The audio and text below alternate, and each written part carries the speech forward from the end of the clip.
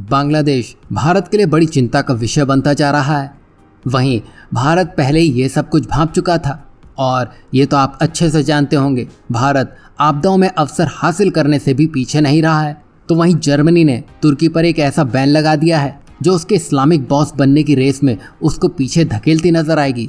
साथ ही अमेरिका ने चीनी इंजीनियर्स को निकालकर भारतीय इंजीनियर्स को एक बड़ा मौका देने का मन बना लिया है।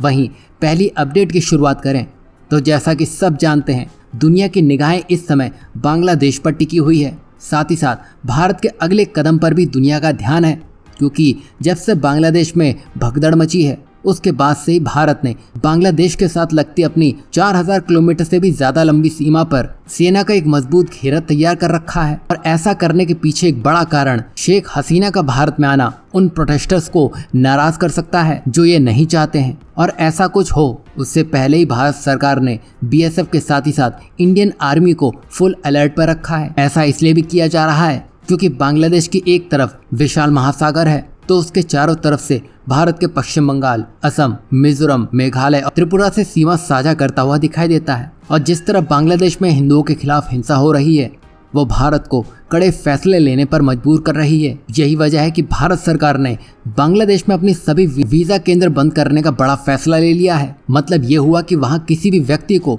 भारत का वीजा नहीं दिया जा रहा है।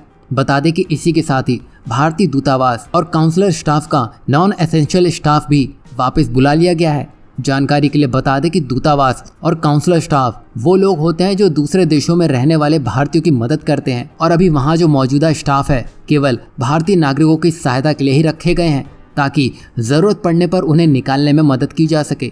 वहीं जिस तरह इजराइल ने यहूदियों पर हुए अत्याचारों का बदला लेने के लिए वो अपनी सारी हदें पार करने को तैयार बैठा है, वो भारत के लिए एक बड़ी सीख भी है।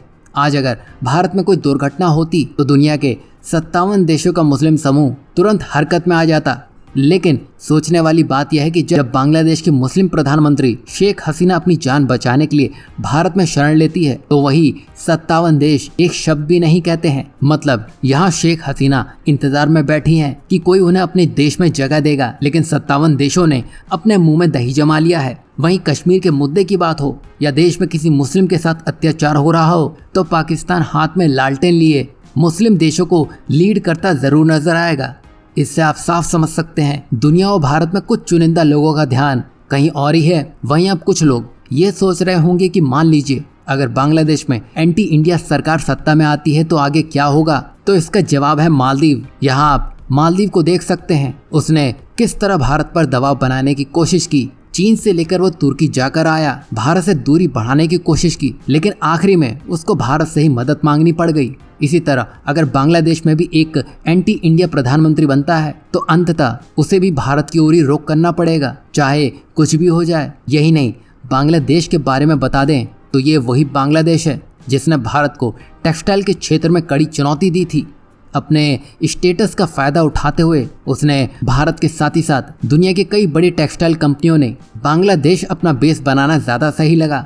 लेकिन वर्तमान में बांग्लादेश में जो राजनीतिक और सामाजिक अशांति है उसके चलते वहाँ की फैक्ट्रियाँ और कंपनियाँ बंद हो रही हैं। इसने भारत को वैश्विक बाजार में अपनी जगह बनाने का सुनहरा अवसर प्रदान कर दिया है। बढ़ते फैशन और कपड़ों की मांग के इस दौर में कई देश अब भारत की ओर रुख कर रहे हैं ताकि वे अपनी टेक्सटाइल की आवश्यकता पूरी कर सकें। देखा जाए तो बांग्लादेशी हिंदुओं पर अत्याचार करते नजर आ रहे हैं। उनको ये नहीं भूलना चाहिए कि टेक्सटाइल बांग्लादेश के लिए एक सोने के अंडे देने वाली मुर्गी थी जिसको उन्होंने भारत को ही सौंप दिया है। इसे ऐसा समझिए कि जो बांग्लादेश इस साल 50 अरब डॉलर के टेक्सटाइल एक्सपोर्ट के आंकड़े को पार करने वाला था, अब अपनी गलतियों और हिंदुओं पर हो रहे हमले के बाद अब इसके इन आंकड़ों में उल्टी गिनती शुरू हो चुकी है। बता दें कि बांग्लादेश की इस कायराना हरकत के जवाब में भारत के प्रमुख कपड़ा उत्पादक राज्य जैसे गुजरात, तमिलनाडु, पंजाब, उत्तर प्रदेश और आंध्र प्रदेश इसका जवाब देने की तैयारी कर रहे हैं, जिससे भारत के टेक्सटाइल एक्सपोर्ट में सीधे 10% से अधिक की वृद्धि देखने की उम्मीद है। और ये बात इसलिए भी बड़ी बन जाती है क्योंकि इन्हीं सब कारणों की वजह से बांग्लादेश की GDP आज इतना भागने में लगी हुई थी। अगर आंकड़ों की बात की जाए तो बीते करीब 4 दशकों में बांग्लादेश की अर्थव्यवस्था करीब 25 गुना बढ़ चुकी है और इसमें बड़ा योगदान टेक्सटाइल इंडस्ट्री का रहा है। लेकिन अब बांग्लादेशियों ने अपनी इन इंडस्ट्री पर एक बड़ा संकट खड़ा कर दिया है।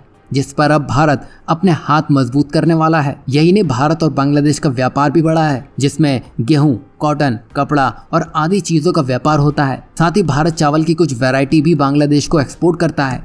वहीं भारत बांग्लादेश को बिजली का भी बड़ा हिस्सा देता है, जिससे उसकी टेक्सटाइल इंडस्ट्री चल पाती है। इसके लिए भारत की तरफ से बाकायदा प्लांट लगाए गए हैं। वहीं एनटीपीसी ने बांग्लादेश में 1320 मेगावाट का पावर प्लांट लगा रखा है। देखा जाए तो दोनों देशों के बीच ऑटो इंडस्ट्री से जुड़ी हुई चीज़ों का भी व्यापार होता है, और यही सब मिला दे तो भारत बांग्लादेश के बीच में 1.18 लाख करोड़ रुपए का कारोबार होता है। मतलब यहाँ सीधे सीधे बांग्लादेश भारत पर निर्भर है। बांग्लादेश की एक गलती उसको मालदीव से भी ज़्यादा महंगी पड़ सकती है, क्योंकि चीन उसके लिए वो नहीं कर सकेगा जो भारत करने में लगा है। अगर ऐसा होता तो शेख हसीना पहले ही चीन जा चुकी होती, पर ऐसा नहीं हुआ।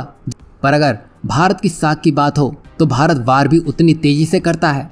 वैसे अभी इससे जुड़ी काफ़ी अपडेट्स आनी बाकी हैं, जो आने वाले समय में आपको देखने को मिलेंगी। वहीं इस समय की बात की जाए तो बांग्लादेश में 1 करोड़ से भी ज़्यादा की आबादी हिंदुओं की है, जो अगर भारत में शरण लेने के लिए आना चाहे तो क्या भारत सरकार को उन्हें शरण दे देनी चाहिए, या फिर बांग्लादेश की सरकार पर दबाव डालना चाहिए कि वो अल्पसंख्यकों की सुरक्षा सुनिश्चित करे? इसमें अपनी राय जरूर दीजिएगा। वहीं दूसरी अपडेट की बात करें तो भारत के एविएशन सेक्टर से निकल के आ रही है, जहां भारत ने तेजी से बढ़ती अर्थव्यवस्था और भारत का बड़ा मध्यम वर्ग और सरकार का एविएशन सेक्टर में निवेश बोइंग को अपनी तरफ खींच लाया है, और कंपनी भारत में ज़्यादा से ज़्यादा इंजीनियरों को भर्ती करना चाह रही है और नए ऑफिसेज खोलना चाह रही है। ऐसा लगता है बोइंग भारत को अपने भविष्य के लिए एक महत्वपूर्ण बाजार के रूप में देख रही है। यही नहीं, ये सिर्फ नौकरियां देने की बात नहीं है, बल्कि भारतीय इंजीनियरों के साथ मिलकर एविएशन सेक्टर के भविष्य को नया आकार देने की महत्वाकांक्षा है, जिसमें बोइंग अब भारत की मदद चाहता है। वैसे आपको क्या लगता है, बोइंग का ये कदम भारतीय इंजीनियर्स के लिए नया रास्ता बना कर देगा?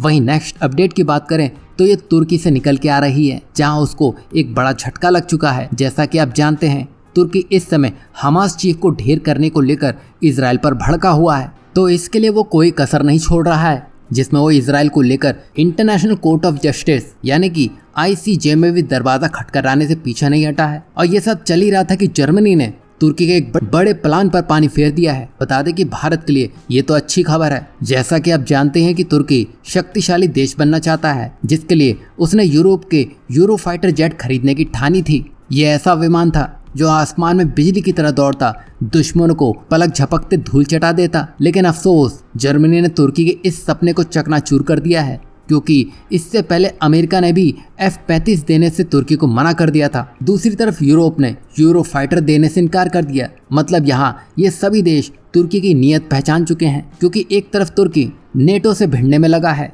दूसरी तरफ ग्रीस और साइप्रस को आंख दिखाने में लगा है। एक तरफ से जर्मनी, फ्रांस और ब्रिटेन जैसे यूरोपीय देश अपने स्वदेशी हथियार उद्योग को बढ़ावा देना चाहते हैं। वहीं तुर्की को यूरोफाइटर जेट बेचना एक प्रतिद्वंदी हथियार निर्माता को मजबूत करने जैसा हो सकता है। और ये तुर्की के लिए सिर्फ जेट की बात नहीं है, ये उसकी आज़ादी, उसकी ताकत और उसकी पहचान की लड़ाई है। अब तुर्की को नए सिरे से सोचना होगा, नए रास्ते खोजने होंगे। वैसे इतना बड़ा धक्का लगने के बाद उसके लिए अब ये मुश्किल होगा, क्योंकि अभी वो ईरान के समर्थन में पूरी तरह से खड़ा हो चुका है, जिसको यूरोप और अमेरिका पसंद नहीं कर रहे हैं।